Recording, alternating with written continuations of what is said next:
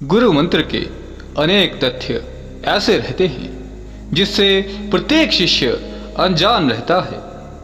कुछ रहस्य ऐसे गुरु मंत्र से जुड़े रहते हैं जिसे एक योगी गुरु कभी अपने शिष्य के समक्ष प्रकट नहीं करता है। हालांकि इन रहस्यों को प्रकट न करने के पीछे भी अनेक कारण हैं, क्योंकि रहस्य जानने के पश्चात शिष्य पंथभ्रष्ट भी हो सकता है। इसलिए समर्थ गुरुओं ने उन रहस्यों को राज ही बनाए रखा, जबकि कुछ गुरुओं ने उसका गलत लाभ उठाना शुरू कर दिया। इसीलिए मैंने इन रहस्यों को आप सभी के समक्ष प्रस्तुत करना चाहा, ताकि शिष्य किसी भी रहस्य से अनजान ना रहे और कोई उनका गलत लाभ ना उठाए। मुझे आशा है योग्य साधक कभी भी इन रहस्यों को जानकर पंथभ्रष्ट ना होंगे। गुरु मंत्र, जिसकी महिमा के वर्णन में शास्त्रों में भरपूर ज्ञान दिया है और जिसकी महिमा के व्याख्यान में YouTube पर भी अनेक गुरुओं ने बड़ा चढ़ाकर महिमा मंडित करने में कोई कसर नहीं छोड़ी है। हालांकि उसमें इनका घोर स्वार्थ छिपा हुआ है। उनका वह स्वार्थ क्या है और उनके द्वारा प्रदत्त गुरु मंत्र को आपके द्वारा जपने से उनको क्या लाभ होने वाला है, उसको जानने से पूर्व आपको यह जानना आवश्यक है कि गुरु मंत्र कार्य कैसे करता है। चलिए रुक करते हैं वैदिक काल का, जिसमें गुरुकुलों में गुरु 3 वर्ष तक लगातार अन्य कोई विद्या, ज्ञान एवं मंत्र न देकर सिर्फ गुरु मंत्र जपने का कठोर कार्य दे देते थे। ये कार्य लगातार 3 वर्षों तक अनवरत चलता रहता था, यानी कि 8 वर्ष की आयु पूर्ण होने पर साधक अन्य ज्ञान विज्ञान को गुरु के माध्यम से प्राप्त करता था। ऐसा गुरु क्यों करते थे? इस हेतु आपको गुरु मंत्र के विज्ञान को जानना समझना अति आवश्यक है। जब भी कोई साधक किसी भी मंत्र का जप तप साधना करता था, चाहे वो मंत्र सौम्य हो, मध्यम हो, तीक्ष्ण ऊर्जा से भरा हुआ हो, तो उस ऊर्जा का प्रभाव साधक के शरीर पर होने से कई बार साधक उस ऊर्जा को धारण न कर पाने की स्थिति में मानसिक रूप से विक्षिप्त अथवा घोर मृत्यु को प्राप्त कर सकता है।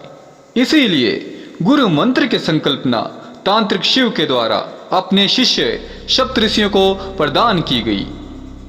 गुरु मंत्र का एक ऐसा रूप जो कई पीढ़ियों से गुरु से शिष्य तक पहुंचता रहा है, जिसमें कई गुरुओं की श्रृंखला जुड़ी हुई है। जब शिष्य गुरु मंत्र का लगातार जप करता है तो उसके जीवन में नवग्रह दोष स्वतः ही नष्ट होने लगते हैं। साधक का चित्त संयमित होने लगता है, उसकी देह में दिव्य ऊर्जा उत्पन्न होने लगती है। ब्रह्मचर्य का पालन उसके लिए मानव अत्यंत सहज हो जाता है।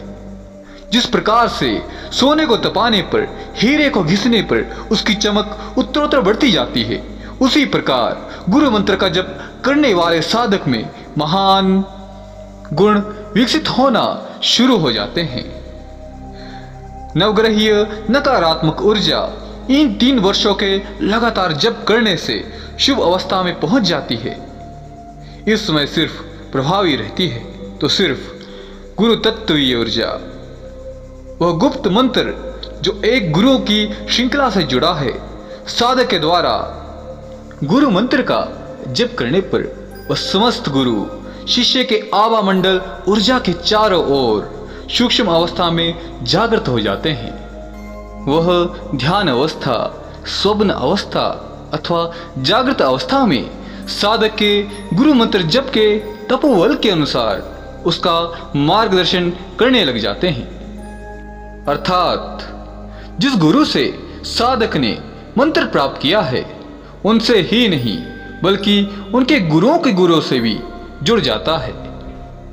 और साधक के अंदर जिस ऊर्जा का विकास हुआ है, उस ऊर्जा के कारण चाहे वह सौम्य मंत्र हो अथवा मध्यम या तीक्ष्ण, उन सभी मंत्रों की ऊर्जा को धारण करने के साधक योग्य बन जाता है।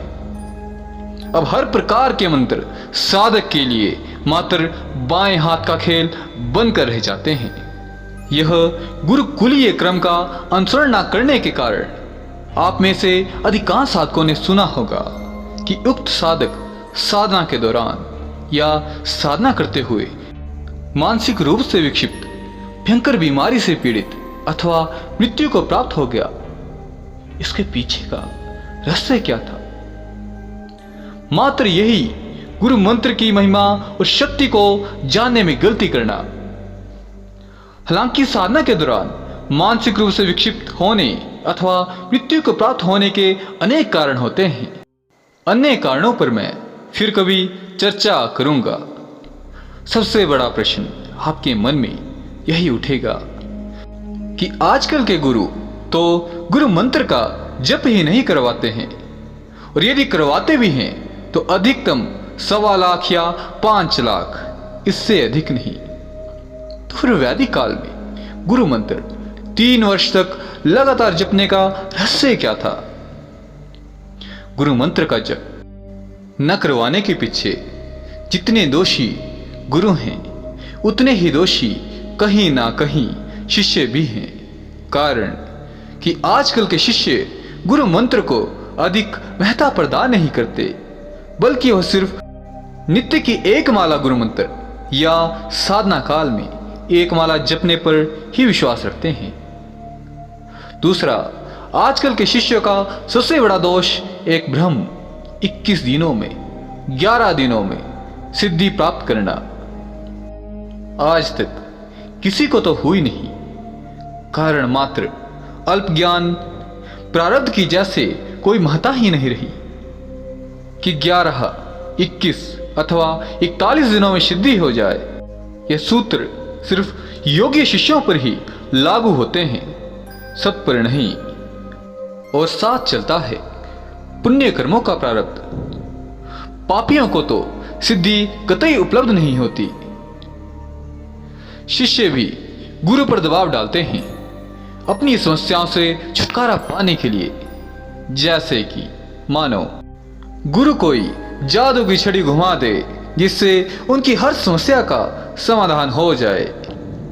विवश होकर योग्य गुरु को भी गुरु मंत्र की